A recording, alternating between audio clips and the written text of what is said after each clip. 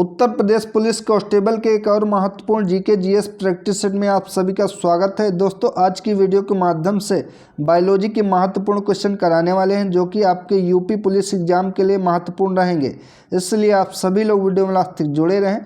तो चलिए आज की वीडियो शुरू करते हैं। पहला क्वेश्चन है, मस्तिष्क इसके लिए जिम्मेदार होता है? सोचना, दिल की धड़कन को नियमित करना, शरीर को संतुलित करना या फिर उपरोक्त तीनों। ये दोस्तों प्रीवियस ईयर का क्वेश्चन है, 2014 में पूछा गया था। तो मस्तिष्क का कार्य होता है सोचने, दिल की धड़कन को संतुलित करना, शरीर को संतुलित करना। तो उपरोक्त तीनों काम जो कि मस्तिष्क के होते हैं। ऑप्शन नंबर 4 इसका करेक्ट ऑप्शन हो जाएगा। अगला, पौधों में भोजन स्टार्च के रूप में संग्रहित होता है, जंतुओं में यह सामान्यतः किसके रूप में संग्रहित होता है? माल्टोज, ग्लाइकोजन, सुक्रोज, उपरोक्त में से कोई नहीं। तो पौधों में भोजन जो कि स्टार्च के रूप में संग्रहित होता है, लेकिन जंतुओं में यह सामान्यतः ग्लाइकोजन के रूप में संग्रहित होता है। यह मनुष्यों, जानवरों, कवक और जीवाणुओं में ऊर्जा भंडारण के रूप में कार्य करता है। ठीक है, ऑप्शन नंबर 2 इसका करेक्ट ऑप्शन है। अगला, कोशिका में डीएनए होता है। तो कोशिका में डीएनए जो कि न्यूक्लिक एसिड होता है। ऑप्शन नंबर 2 इसका करेक्ट ऑप्शन है। अक्सर साथ में अमीनो एसिड भी देता है, लेकिन इसका राइट ऑप्शन न्यूक्लिक एसिड हो जाएगा। ठीक है। अगला, निम्न में से किसे आरबीसी के कब्रिस्तान के रूप में जाना जाता है? दोस्तों प्रीवियस ईयर का ये भी क्वेश्चन है कि आरबीसी के कब्रिस्तान के रूप में किसे जाना जाता है? छोटी आंत, अस्थिमज्जा, प्लीहा या फिर परिशिष्ट। तो आरबीसी यानी कि रेड ब्लड सेल्स के कब्रिस्तान के रूप में प्लीहा को जाना जाता है। प्लीहा को इंग्लिश में स्प्लीन कहते हैं। ठीक है, ऑप्शन नंबर 3 इसका करेक्ट ऑप्शन हो जाएगा। अगला, निम्नलिखित में से किस अंग को परमाणु बम कहा जाता है? इंपॉर्टेंट क्वेश्चन है ये। तो परमाणु बम इसमें से माइक्रोट्यूबुल्स, न्यूक्लियोलस, गाल्जी बॉडीज या लाइसोसोम। तो लाइसोसोम को परमाणु बम कहा जाता है। ऑप्शन नंबर 4 इसका करेक्ट ऑप्शन हो जाएगा। अगला, सामान्य व्यक्ति के रक्त का पीएच मान कितना होता है? तो सामान्य व्यक्ति के रक्त का पीएच मान जो कि 7.35 से लेकर 7.45 तक होता है। ऑप्शन नंबर 3 इसका करेक्ट ऑप्शन है। ये 2018 में पूछा गया क्वेश्चन है। अगला, कार्बन मोनोऑक्साइड विषाक्तता मुख्य रूप से निम्नलिखित में से किसे प्रभावित करती है? पाचन क्रिया को, लीवर की कार्यप्रणाली को, किडनी की कार्यप्रणाली को या फिर रक्त की ऑक्सीजन ले जाने की क्षमता को। तो कार्बन मोनोऑक्साइड विषाक्तता मुख्य रूप से रक्त की ऑक्सीजन ले जाने की क्षमता को प्रभावित करती है। ऑप्शन नंबर 4 इसका राइट ऑप्शन हो जाएगा। अगला, दृढ़ोतक कोशिकाओं से बने होते हैं। ये सामान्यतः प्राथमिक फ्लोएम में अनुपस्थित होते हैं, लेकिन द्वितीयक फ्लोएम में पाए जाते हैं। तो इसका करेक्ट ऑप्शन हो जाएगा ऑप्शन नंबर 4 कि फ्लोएम रेशे जो कि दृढ़ोतक कोशिकाओं से बने होते हैं, ये सामान्यतः प्राथमिक फ्लोएम में अनुपस्थित होते हैं, लेकिन द्वितीयक फ्लोएम में पाए जाते हैं। ऑप्शन नंबर 4 इसका राइट ऑप्शन है। अगला, सिलेंट्रेट्स, सेटिनोफोरस और इचिनोडर्म्स में किस प्रकार की बॉडी प्लान होती है? तो इसमें रेडियल बॉडी प्लान होती है। ऑप्शन नंबर 2 इसका करेक्ट ऑप्शन है। अगला, आँख के किस भाग में वर्णक होता है जो किसी व्यक्ति की आँखों का रंग तय करता है? Cornea, coralloid, iris, vitreous body. तो मनुष्य के आँख में वर्णक होता है जो कि किसी व्यक्ति के आँखों के रंग को बताता है, ये आइरिस होता है। ऑप्शन नंबर 3 इसका करेक्ट ऑप्शन है। किसकी उपस्थित एक पादप कोशिका को जंतु कोशिका से अलग करती है? क्लोरोप्लास्ट, प्रोटोप्लाज्म, कोशिका झिल्ली या फिर केंद्रक। तो क्लोरोप्लास्ट की उपस्थित जो कि एक पादप कोशिका को जंतु कोशिका से अलग करती है। ऑप्शन नंबर 1 करेक्ट ऑप्शन है। अगला, एडवर्ड जेनर का संबंध किससे है? यूपीपी 2017 का क्वेश्चन है। हैजा, टाइफाइड, चेचक या फिर लकवा। तो एडवर्ड जेनर का संबंध जो कि चेचक से है। ऑप्शन नंबर इसका हो जाएगा 3 करेक्ट ऑप्शन होगा।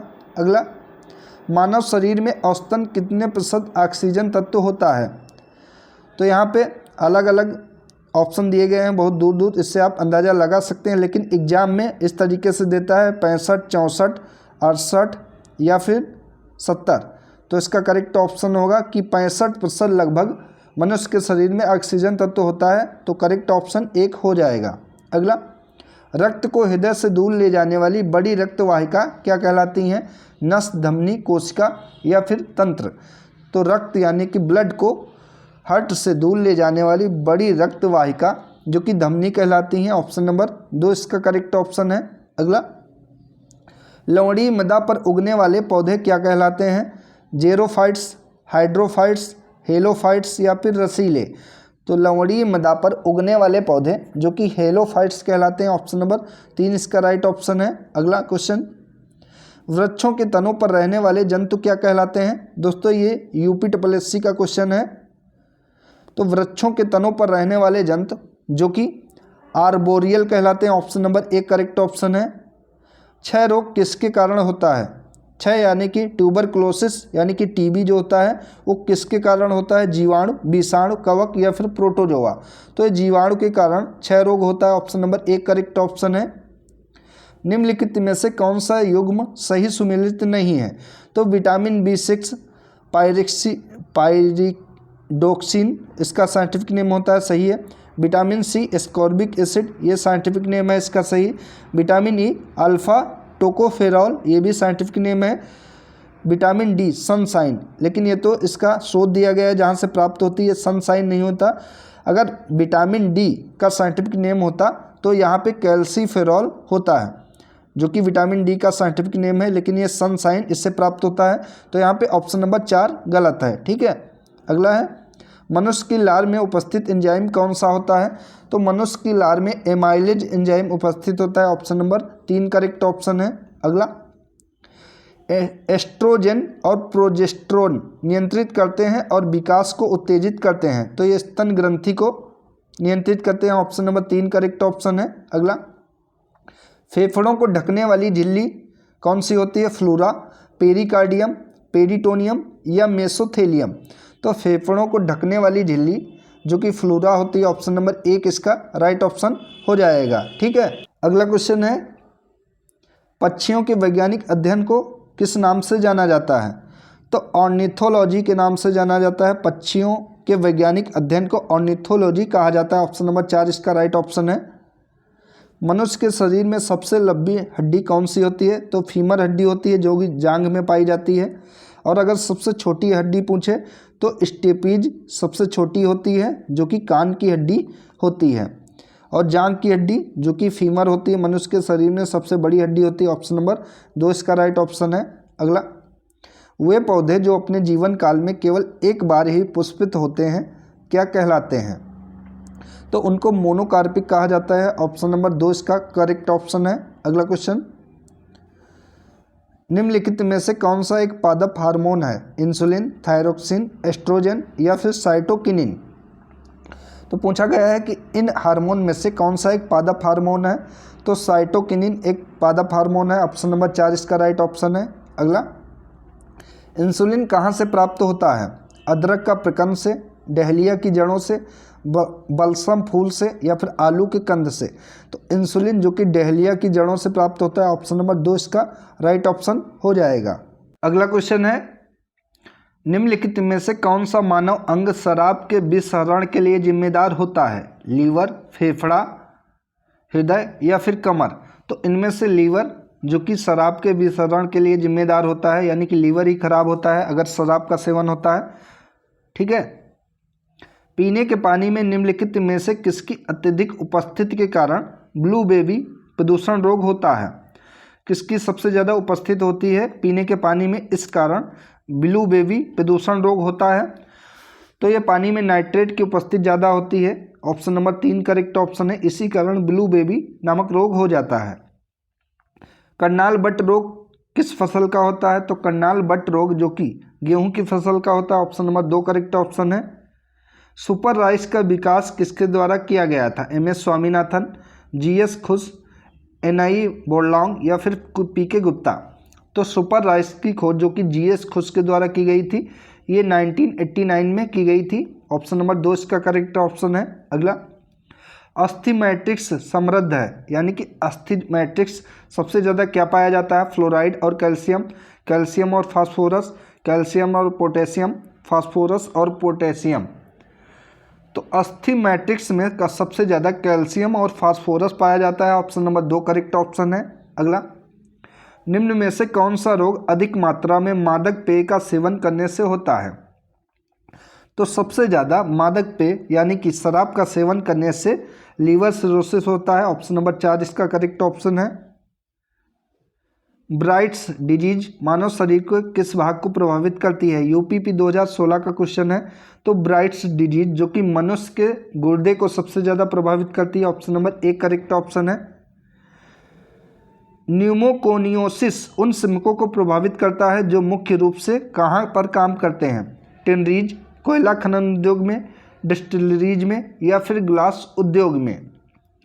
तो न्यूमोकोनियोसिस उन श्रमिकों को सबसे ज़्यादा प्रभावित करता है जो कोयला खनन उद्योग में काम करते हैं। ऑप्शन नंबर 2 इसका राइट ऑप्शन है।